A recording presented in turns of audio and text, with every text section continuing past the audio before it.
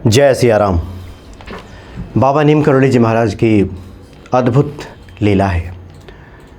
बाबा जी ये कहते थे कि ईश्वर को किसी रूप में दर्शन करने से अच्छा है कि हर वस्तु में उसका दर्शन हो जाए, हर जगह उसी का दर्शन हो, हर सूरत में उसी की मूरत दिखाई दे। बाबा कहते थे कि इंसान तो करता नहीं हो सकता, इसलिए इंसान से क्या मांगना। जो कुछ भी करने वाले हैं सब हनुमान जी करने वाले हैं, इसलिए किसी इंसान से उनकी कोई अपेक्षा नहीं रहती थी। और हमेशा एक बात पे जोर देते थे कि शुरुआती दिनों में भले ही पाखंड ही सही, लेकिन ईश्वर का नाम जप करना चाहिए। ये धीरे धीरे नाम जप करते करते एक दिन झूठ भी सच हो जाएगा, क्योंकि शुरुआती दिनों में व्यक्ति के भीतर सच्ची भक्ति तो आ नहीं सकती। सच्ची भक्ति आ नहीं सकती, झूठी भक्ति वो करेगा नहीं, तो फिर करेगा क्या। इससे अच्छा है कि झूठ ही सही वो भक्ति में उतरे, हाथ जोड़ना शुरू करे, ईश्वर को मनाए, ईश्वर को पुकारे, ईश्वर का पाठ करे, और धीरे धीरे फिर उसकी ये भक्ति भी बढ़ जाएगी। जो कि बाबा सबके हृदय की बात जानते थे और किसको किस प्रकार से प्रेरित करना है, किसको कैसे ईश्वर से जोड़ देना है, ये बाबा भली भांति समझते थे। उसी अनुरूप अपने भक्तों को बताया करते थे कि तुम ये करो, तुम ऐसे करो, तुम इस प्रकार से भक्ति करो, तुम यहाँ चले जाओ। यानी हमेशा ये बाबा की कोशिश होती थी कि लोग श्री हनुमान जी से जुड़ जाएं, राम नाम का जप करें।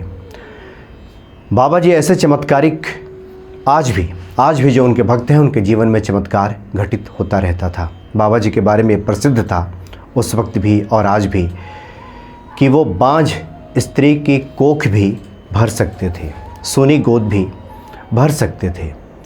कई बार ऐसा हुआ है। एक बार की बात है, एक व्यक्ति पहाड़ों में घूमने गया था। उस वक्त बाबा कैंची धाम के आश्रम में रुके हुए थे, वहीं थे। तो उस व्यक्ति ने महिमा सुनी कि एक संत रहते हैं, बड़े चमत्कारिक संत हैं। उसकी भी इच्छा हुई, उसने अपनी पत्नी से कहा कि चलो बाबा के दर्शन करके आते हैं। कुछ विशेष बाबा के बारे में वो नहीं जानता था और ना ही कोई विशेष उसकी लालसा भी थी। जैसा आम तौर पे होता है कि व्यक्ति कहीं घूमने गया है, किसी संत के बारे में जानकारी मिल जाए तो सोचता है कि चलो लगे हाथ दर्शन भी कर लेते हैं। पहले से उसकी ऐसी कोई तैयारी नहीं थी। अपनी पत्नी के साथ वो कैंची के आश्रम में गया। जैसे ही गया, बाबा जी को जैसे ही उसने चरण स्पर्श करके उनको दंडवत किया, प्रणाम किया, कि बाबा ने छूटते ही कहा कि तुम्हें तो 3 बेटियां हैं ना, तुम्हें एक बेटा होगा, तुम्हें बेटे की लालसा है ना।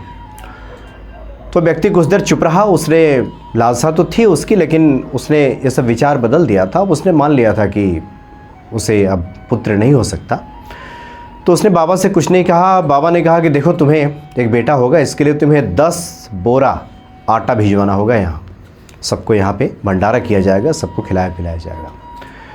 वो व्यक्ति बड़ा परेशान हुआ। उसने कहा कि मैं तो बहुत दूर से आया हूँ बाबा, और मैं तो पहाड़ों में घूमने आया था, और आप कह रहे हैं कि 10 बोरी आटा देने के लिए मेरे पास तो उतने पैसे भी नहीं हैं, उतनी दूर से आया हूँ, ऐसा मैंने कभी सोचा ही नहीं। तो बाबा ने कहा नहीं, हल्द्वानी जाओ, वहाँ सब व्यवस्था हो जाएगी, वहाँ से तुम 10 बोरे आटा यहाँ भिजवाओ और जो तुम्हारी लालसा है सब पूरी हो जाएगी। गया वो व्यक्ति हल्द्वानी और वहाँ उसने 10 बोरे आटे का इंतज़ाम किया। सब करने के बाद उसके पास इतना पैसा बच गया जिससे कि वो अपने घर सकुशल लौट सके। अपनी पत्नी के साथ वो घर लौट गया। ठीक 1.5 साल के बाद पुनः वो कैंची के आश्रम में आया और बाबा के चरणों पे गिर पड़ा और कहा कि बाबा आपकी वाणी सत्य हो गई है। उसकी गोद में एक बच्चा भी था, उससे पुत्र की प्राप्ति हुई थी। तो बाबा जी ऐसे लोगों का प्रारब्ध बदल देते थे कुछ इस तरह की बातें करके। अपने उनकी एक ड्राइवर की भी एक घटना है जिसका जिक्र करना बहुत आवश्यक है। उनके साथ एक ड्राइवर हमेशा रहता था, जहाँ तहाँ बाबा को लेकर के जाता था। बाबा ने उससे कहा कि तुम्हें तो कोई संतान नहीं है। तो उसने कहा कि नहीं बाबा जी, मुझे तो कोई संतान नहीं है। कितने साल हो गए शादी के? उसने कहा कि 19 साल हो गए।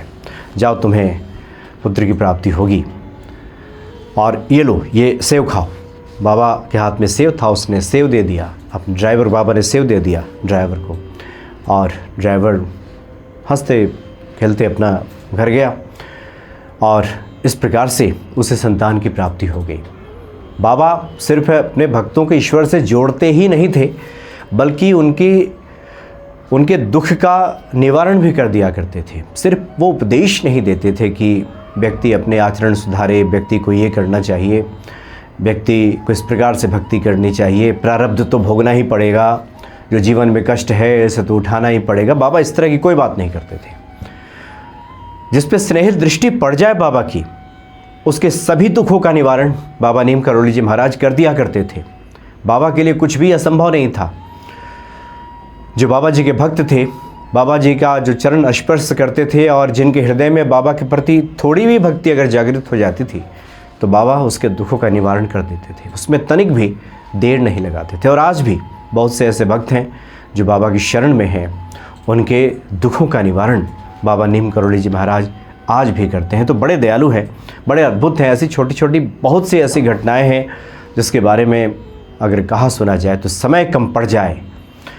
बाबा के दयालुता के इतने किस्से हैं, इतने कहानियाँ हैं, इतने प्रसंग हैं, और आज भी इस तरह की जानकारी प्राप्त होती है। उस पर कई किताबें बाबा के इस अनुग्रह पर लिखी गई हैं।